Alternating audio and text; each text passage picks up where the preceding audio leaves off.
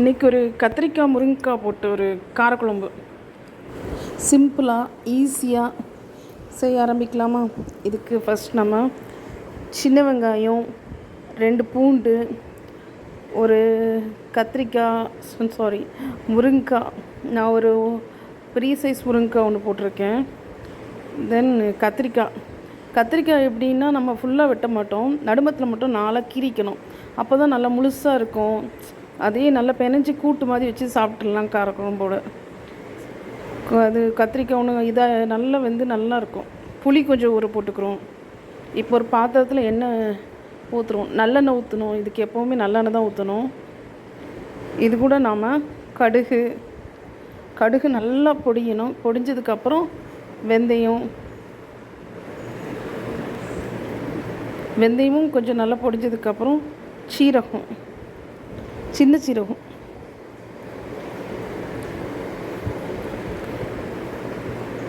இதுக்கப்புறம் கொஞ்சம் காஞ்ச மிளகாய்,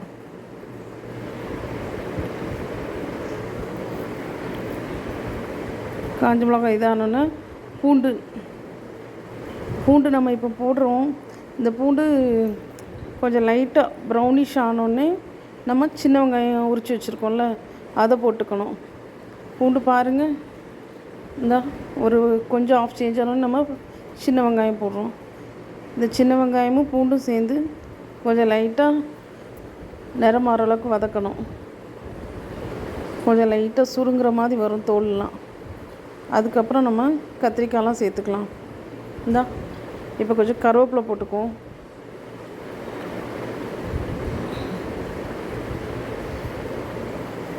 கருவேப்பிலை போட்டு கொஞ்சம் வதக்கி விட்டோன்னா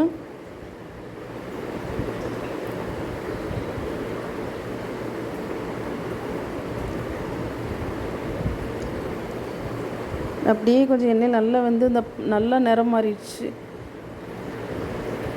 பூண்டு, சின்ன வெங்காயம் எல்லாமே நல்லா ப்ரௌனிஷாக மாறிடுச்சு, பார்த்தாலே உங்களுக்கு தெரியும். இப்போ அப்படியே அதில் நம்ம வெட்டி வச்சுருக்க முருங்கைக்காய், அதுக்கப்புறம் கத்திரிக்காய், முருங்கைக்காய் கொஞ்சம் ஒரு 2 கிண்டி விட்டு இன்னும் அப்புறம் கத்திரிக்காய் போடுவோம்.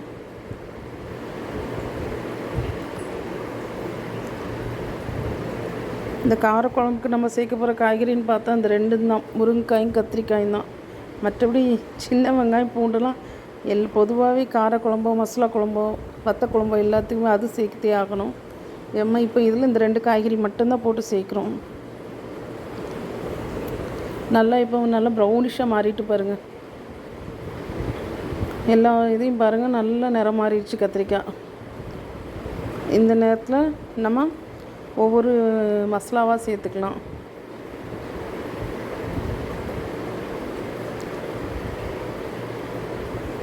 அதுக்கு முன்னாடி ஒரு 5 நிமிஷம் குறைஞ்ச தீயில் போட்டு கொஞ்சம் வேக விடுங்க.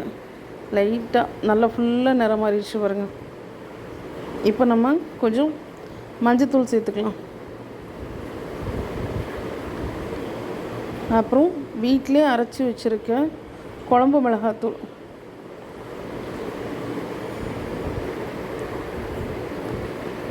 மூணு ஸ்பூன் நம்ம சேர்த்துக்கிறோம்.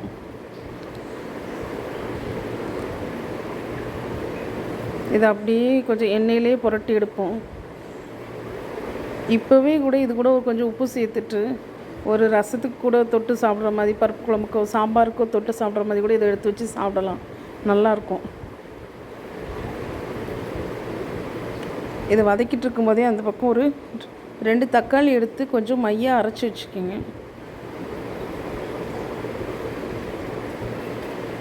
நல்லா மசாலா எல்லா இடத்துலையும் பட்டுருச்சு.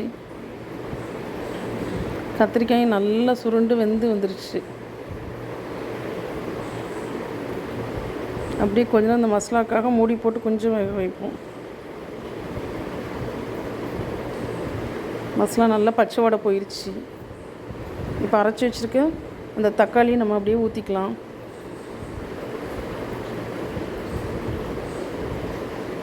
இதை அப்படியே 2 பரட்டி விட்டுக்கலாம்.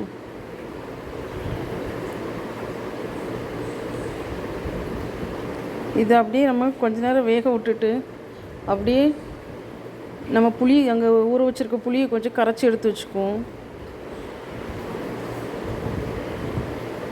இந்த குழம்பை பொறுத்த மட்டும் நம்ம கொஞ்சம் மூடி போட்டு செஞ்சோன்னா நல்ல ஒரு மனம் வாசம் நம்மளுக்கு கிடைக்கும். டேஸ்ட்டும் நல்லாயிருக்கும். இதுக்கு இந்த புளி கரைச்சது இப்போ நம்ம ஊற்றுறோம்.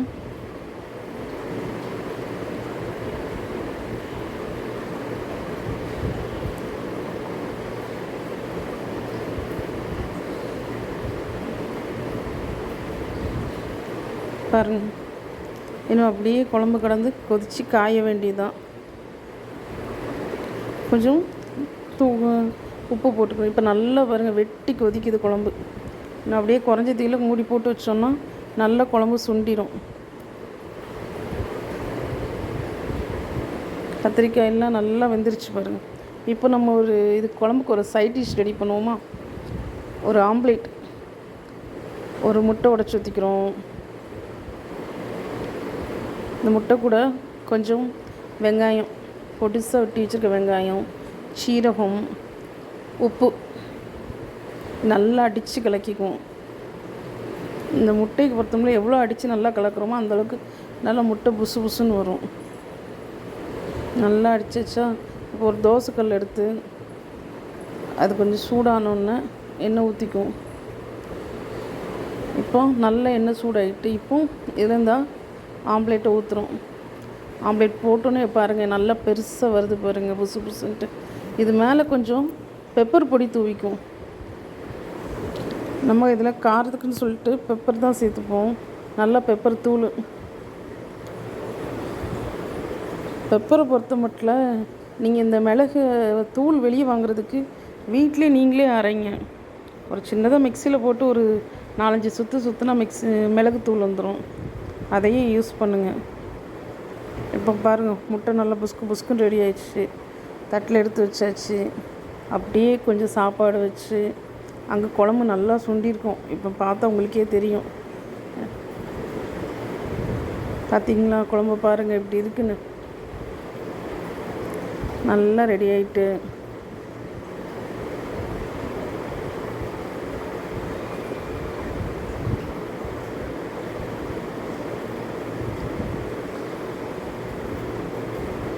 அப்படியே கொஞ்சம் தட்டில் கொஞ்சம் குழம்பு ஊற்றி கத்திரிக்காய் போட்டு சாப்பிட வேண்டியதான்.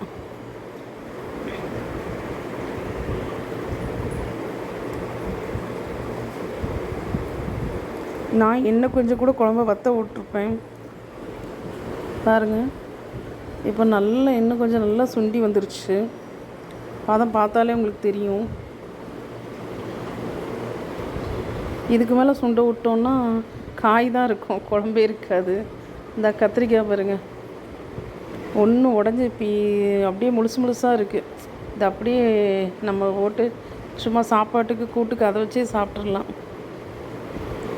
இதை நீங்கள் வீட்டில் ட்ரை பண்ணி பாருங்கள், எப்படி இருந்துச்சுன்னு சொல்லுங்கள். நானும் சொல்கிறேன், லைக் பண்ணுங்கள், கமெண்ட் பண்ணுங்கன்னு. ப்ளீஸ் சப்ஸ்கிரைப் பண்ணுங்கள், லைக் பண்ணுங்கள், கமெண்ட் பண்ணுங்கள், ஷேர் பண்ணுங்கள். என் வீடியோ பார்த்ததுக்கு ரொம்ப ரொம்ப நன்றி. நீங்களும் இதே மாதிரியே குழம்பு வச்சு எப்படி இருந்துச்சுன்னு எனக்கு சொல்லுங்கள். தேங்க்ஸ்.